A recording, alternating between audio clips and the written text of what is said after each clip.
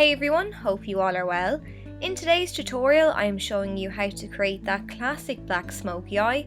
This one isn't extremely dramatic and there isn't too many steps involved, so I do think it's quite handy for beginners, and if you want to see how I created the look, then just keep watching. The first step you need to take is to prime the eye area. I'm using this primer by Essence, and the reason I love it is because it acts as a base as well as a primer. It neutralises redness and any discoloration on the lids, and it leaves you with a nice blank canvas to start out on. While I do like the product, I find that it's a little too tacky, so applying eyeshadow straight on top of it will result in a patchy or an uneven application, and I find the best way to prevent this is to set the primer in place first with your face powder. An extra step you can then take is to apply a wash of colour similar to your skin tone all over the eyelid and up to the brow bone. It's not an essential step, but it's one I like to take. With smoky eyes you want a fading effect to the shadows. The darkest colour should be at your lash line and the lightest on your brow bone, so I'm using a brown as my transitional colour and I'm applying it to the crease of my eye using back and forth sweeping motions.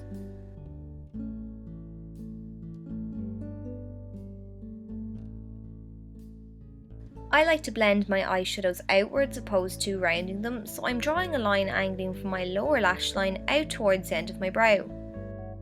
So this line will act as a guide so that I know not to blend my shadows outside of the line. You can use a piece of tape or tissue either to get the same effect, whichever you have handy. I'm using a grey eyeshadow now and applying it to my eyelid. This particular one isn't very opaque, so I have to add it in layers to make sure that I get a nice pigmented finish.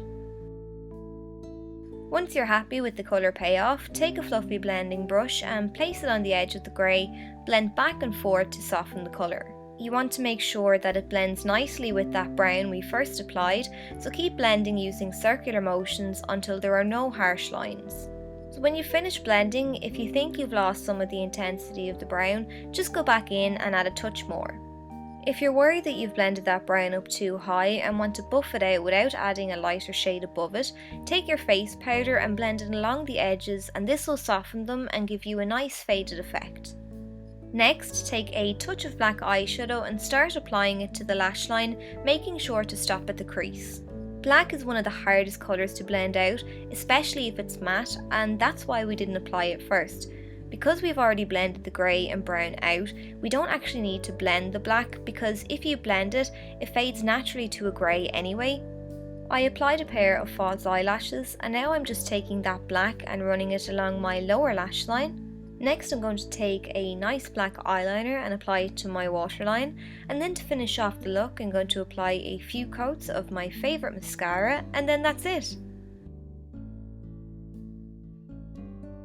So I hope you all enjoyed the tutorial and found it helpful and easy to follow. Thanks so much for watching, and I'll see you in my next video.